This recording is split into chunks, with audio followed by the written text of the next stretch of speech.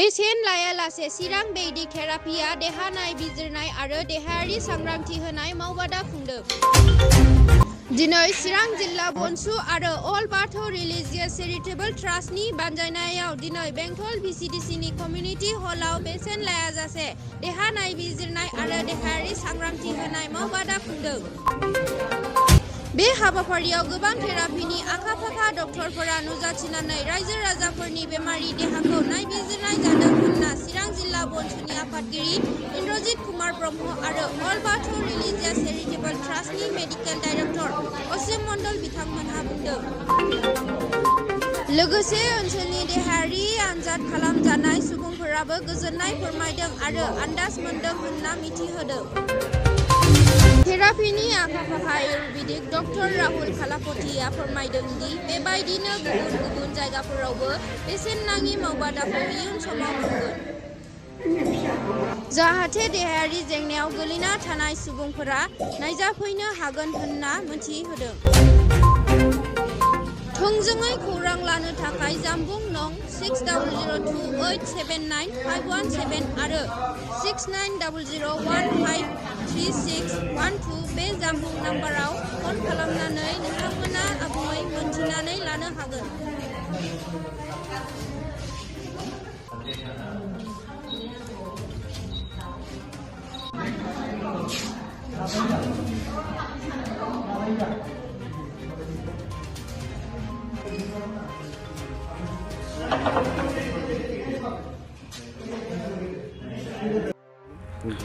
आच्छा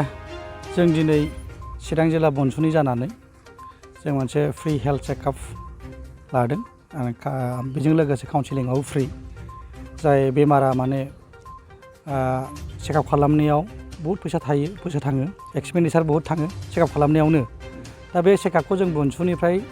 जोङो कलकातानि माखासे डाक्टारफोर दङ डाक्टार बिथांमोनखौ जों लेंहरनानै फ्रि हेल्थ चेकआप खालामदों जोङो बेजों लोगोसे काउन्सिलिंखौबो बेमारनि सोमोन्दै जिथु काउन्सिलिं होनांगौ बे काउन्सिलिंखौबो जों फ्रि खालामना होदों आरो दा बेनि उनावहाय बेजों लोगोसे जों थेरापि लाबोफादों जाय थेरापि खालामनायाव खनसे थेरापि खालामा 15,000 20,000 30,000 गाहाम थाङो थेरापि खनसे खालामगासेयावनो जेरैहाय नों सिनस्रि सानायानो होन हान्थु सानायानो होन मोदोम सानायानो होन स्पन्डिलाइटिस प्रब्लेमानो होन बेबायदि गोबां रोखोमनि प्रब्लेम थायो आर्थराइटिस प्रब्लेम थायो दा बेफोर ट्रिटमेन्टआ नोङो एल'पेथिकआवथ' गैखायानो एल'पेथिकजों जास्ट नोङो सानाय सुनायखौ दमन खालामना दोननो हायो आरो बैफोरबायदिखौ नों ट्रिटमेन्ट लानो थाङोब्ला जेरै एपल'आनो होन चेन्नाइनि एपल' हस्पिटालखौनो होन बा दिल्लीयावनो होन बिराद एक्सपेन्डिचार जायो जाय एक्सपेन्डिचारखौ नोङो हा हु फाननानै मानसिफ्रा थाङो बायद'आव नोङो हा हु फाननानै नोङो ट्रिटमेन्ट लाहैनांगौ जायो सानाय सुनायनि थाखायनो साइटिका प्रब्लेमफोरनि थाखायनो थ' लाख रुपिसजों खरसा जायो फेमिलिया बिराद असान्ति जायो बेबायदि एक्सपेन्डिचार मेडिकेल एक्सपेन्डिचार जाबाय थायोब्ला सा बेखौ जों सिन्था खालामनानै जों चिरां जिल्ला बनसुखौ सिन्था खालामनानै जाहाथे खम माबायैनो एक्सपेन्डिचारैनो जाहाथे जों पाब्लिकनि सेवा खालामनो हायो बेखौ साननानै जों कलकातानिफ्राय डाक्टार बिथांमोनखौ लेंहरदों जाय बिथांमोना माने स्पेसियेलाइज इन थेरापि बायदि रोखोमनि आर्थराइटिस होन साइटिकायानो होन सिं सानायानो बेक पेनानो होन बे बायदि रोखोमनि बिथांमोना स्पन्डिलाइटिस माबायाव एक्सपार्ट आरो बिथांमोना दा बै बिथांमोनखौ जों खावलायना लेंहरदों आरो बिथांमोनखौ जोङो नमिनेल जास्ट फि मोनसे लाहोदों बे नमिनेल फिजों बिथांमोनखौ जों ट्रिटमेन्ट खालामहोदों आरो जों एकदम 10,000 20,000 50,000 बिदि लायाखै जास्ट ओरैनो बिथांमोना जे गोजाननिफ्राय फैदों बिथांमोननो जास्ट मोनसे नमिनेल चार्ज बेफोरबायदिखौ जों लानानै बिथांमोन थेरापि खालामदों दा गोबां पेसेन्टआ खालामजाबाय दिनै आरो दाख्लैबो खालामजागासिनो बिथांमोना बहुत सेटिसफाइड बेबायदि दिनै जोङो मर देन 50नि गोजौआव थांबाय दासिमाव टिल नाव पेसेन्टआ जों मर देन 50 थांबाय नायजानाय बिथांमोना बिनि गेजेराव खायफाया थेरापि लादों खायफा थेरापि लायाखै जाय थेरापि लादों बिथांमोना बहुत सेटिसफाइड एकदम बाय हार्ट सेटिसफाइड बिथांमोना सेटिसफाइड जादों खारन बिथांमोना भुक्तभुगिखा सिगांनिफ्रायनो बेसेबां थाखा गारबाय बिथांमोना नायजानो डक्टर सासेनाव हाबोबानो 500 रुपिसखा आरो बेनि सायाव मुलि मेडिसिन लिरो 2,000 3,000 मेडिसिन लिरो ब्लाड टेस्ट लिरो 4,000 गाहाम थाङो दा बैफोरो नोङो एकदम नमिनेल फि जास्ट नोङो मा होनो बेखौ नेग्लिजिबोल एमाउन्ट लाहोनानै जोङो खावलायनायनि गेजेरजों दिनै बे थेरापिखौ नैबे हेल्थ केम्पनि थ्रुयै जों खालामनाय जादों आरो हेल्थ केम्प दिनैनि बे हेल्थ केम्प खालामनायनि जाबाय अल बाथौ रिलिजियस चेरिटेबल ट्रास्ट ओमफ्राय बनसुनिफ्राय बे हेल्थ केम्पखौ खालामनाय जादों आरो माने आथिं सानाय जान्जि सानाय खर' सानाय हान्थु सानाय किडनि अन्थाइ गल ब्लाडा बेफोरबायदिखौ जों ट्रिटमेन्ट खालामो नाथायब्ला दिनैहाय जेसेबांबो फैदों दिनै हान्थु सानाय सिं सानाय बिनि लागा जोब्बानमोन आरो बिसोरथ' नै दा पेसेन्टफोरखौ नायनानै सोंनो हागौ आरो बेफोरखौहाय होमब्लानो जायो। जानाया आंना सिं सानाय ओमफ्राय बिदिनो सानाया गोबाव जाबाय 4 बोसोरसिम जाबाय दा एक्सरे खालामजोब्बाय सिगाङाव ओरै बङाइगावबो नायजादों आङो सिभिलाव बे जिसु बर' होननाय बेजोंबो नायजादों कमप्लिट एक्सरे टेस्ट खालामदों बियो MBBSखा मेडिसिन जाफैदोंमोन आं 18,000 बायदि थांदों माने गोरोबाखै आरो ओमफ्राय दिनै नैबाव बिदि नायो मायो होननाय खोनाना फैदोंमोन आङो ओमफ्राय नायनानै मोनबाय बिसोरो सिनस्रियाव जराया